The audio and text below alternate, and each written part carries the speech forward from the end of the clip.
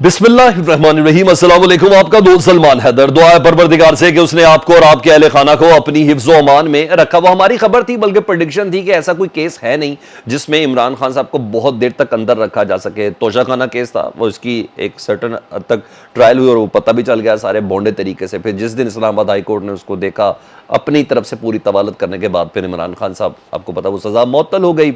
उसके बाद नैब के केसेस हैं। नैब के केसेस में कोई ऐसी जान है नहीं, उसके लिए गवाह तैयार करने में भी बहुत वक्त है। गवाह तैयार करने में भी बहुत वक्त लग रहा है इमरान खान साहब के खिलाफ। तो अभी वो इतनी जल्दी होने से, तो फिर नैब का एक सर्टन प्रोसेस है, वो बहुत देर तक चलता रहता है। फिर उसमें लेकिन इलेक्शन की तारीख दे दी भी है, होना नहीं होना इट्स अनदर थिंग, मगर उससे पहले पहले इमरान खान साहब को फिक्स करना। तो हमारी प्रेडिक्शन थी कि ऐसा कौन सा केस है, तो साइफर के हवाले से इससे बड़ा और कौन सा हो सकता है। वाहिद केस है जिसमें इमरान खान साहब को सजा देने के लिए इन्होंने अपने तरफ से अपनी कैपेसिटी में बहुत ज़्यादा तैयारियां कर ली है जी।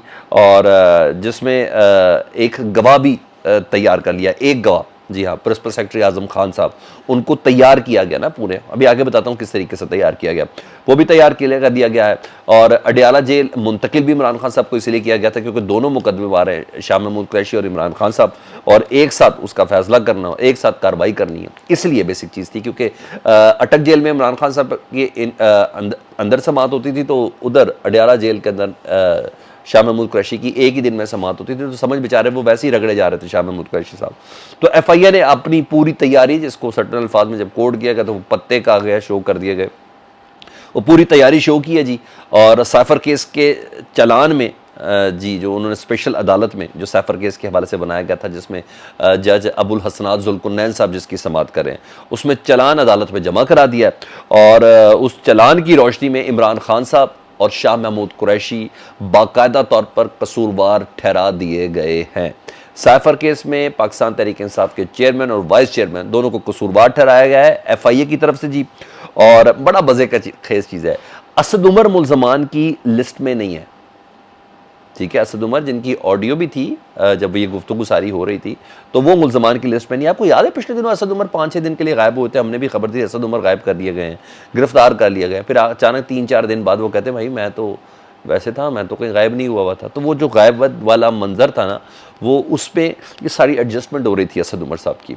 सॉफ्टवेयर नहीं अपडेट करा, वो एक जो कुछ भी हो, जो जनरल साहब के साहबजादे हैं, तो कुछ भी हो सकता है। तो इसलिए उनको बिल्कुल ही एफआईए ने निकाल दिया चलान करने से। जी, असद उमर इसके अंदर नहीं है, सिर्फ इमरान खान साहब है और शाह महमूद कुरैशी साहब है। तो आपको मैंने पूरा टाइमलाइन के साथ ये चीज़ बता रहा हूँ। ये कोई 15-20 दिन पहले की बात है, असद उमर 4-5 दिन के लिए गायब थे। उसके बाद असद उमर की जमानत भी कंफर्म हो गई साइफर केस में, तो ये सब चीज़ें हो गई थी।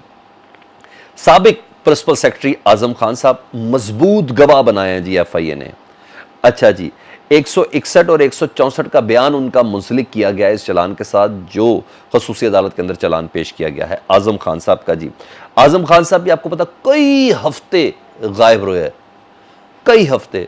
तलाश गुमशुदा शुरू हो गया, अगवा का भी पर्चा एक उनके ऊपर से हो गया कि उनको अगवा किया गया है, और फिर फैमिली की तरफ से भी ये सब कुछ था। फिर कई हफ्ते बाद एकदम अचानक एफआईए के सामने वो पेश हो गए, अचानक। और फिर उनसे जब पूछा गया तो उन्होंने कहा मैं तो वैसे ही हालात को देखते हुए अंडरग्राउंड हुआ था, ठीक है जी।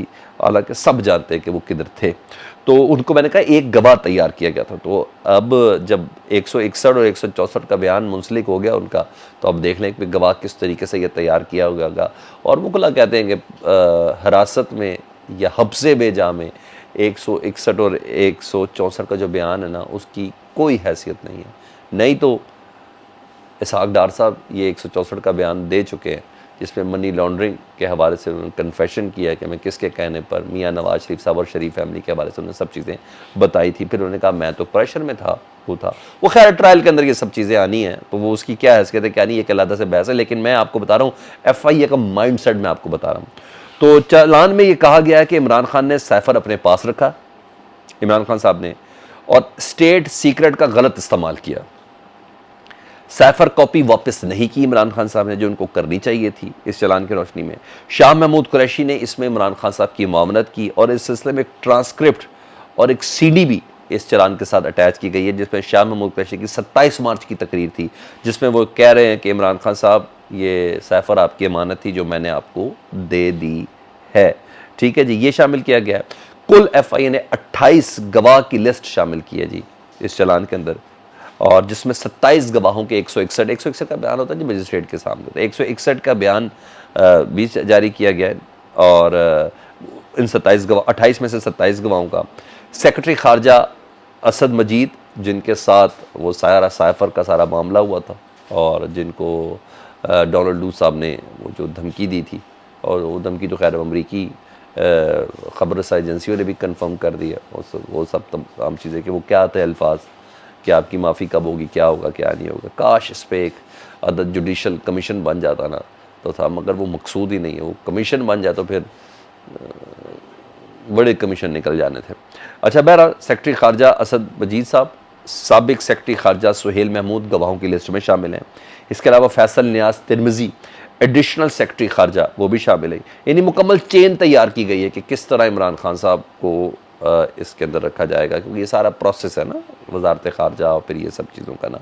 और लेकिन मैं कह नहीं रही ऐसा होगा। FIA का माइंडसेट क्या है कि ये तय करना कि उन्होंने अपनी तरफ से बहुत मजबूत चलान पेश किया, हालांकि इसके बखिए उखड़ जाने इन सब चीज़ों के, लेकिन उनका माइंडसेट ये है कि जी सज़ा कितनी हो सकती। तो जो दफ़ात उन्होंने शामिल की उसमें 14 साल कैद है, सज़ाए मौत है, ये सब चीज़ें शामिल की गई हैं। मगर इसके लिए जरा बहुत ज़बरदस्त है, इसके अंदर ट्रायल के अंदर बहुत सी चीज़ें प्रूव करनी पड़ी हैं। क्या इससे गैर मुल्की ताकतों को फ़ायदा पहुँचा है, क्या है क्या नहीं, कम से कम कोई 2 साल है 3 साल है। मगर ये सारी चीज़ें ना बेसिकली जो मेरा तज्जिया है उसमें यह है कि इमरान खान साहब को सिर्फ इलेक्शन से दूर रखना है, उस इलेक्शन से दूरी तक के लिए भी जान इस तरह की चीज़ें की। नहीं तो ये सारे बॉन्डे तरीके हैं। ये तो बहुत सी चीज़ें भी सामने आएंगी जब ट्रायल शुरू होगा। तो चलान पेश करने से क्या होता है। तो FIA कौन है, क्या है, पहले राना सनाउल्लाह साहब के अंडर थी और अब बुखरी साहब के अंडर है। सब चीज़ें आपके सामने हैं। जो कहा जाएगा वो करेंगे, बल्कि इनको भी क्या है, जो कहा जाएगा वो करेंगे। तो ये वही चीज़ है। इतनी अथेंटिसिटी होती तो क्या ही बात थी। अच्छा, आगे बताऊं तो इंतकामी कार्रवाइयों में इस्तेमाल होने वाले जो अफसरान हैं ना, उनकी ज़िंदगी बहुत ख़राब हो गई, बल्कि बर्बाद हो गई है। और जहां इस्लामाबाद हाई कोर्ट से जूता लात पड़ा, उस तरह लाहौर हाई कोर्ट भी कहीं पीछे नहीं है। और दोनों में ये पेशियां भुगते हैं। परवेज़ इलाही साहब की गिरफ्तारी वाला मामला था। पहले एक जज साहब ने तौहीन अदालत का नोटिस जारी किया, उनको दूसरे बैच में मुल्तान शिफ्ट कर दिया गया। फिर दूसरे मिर्ज़ा वकास साहब थे, वो दूसरे बेंच में चले गए। तो ये समझे कि शायद तीसरा जो बेंच का जो जज है ना, वो शायद थोड़ी सी तीसरा जो जज है ना, वो शायद थोड़ी सी वो कर लें।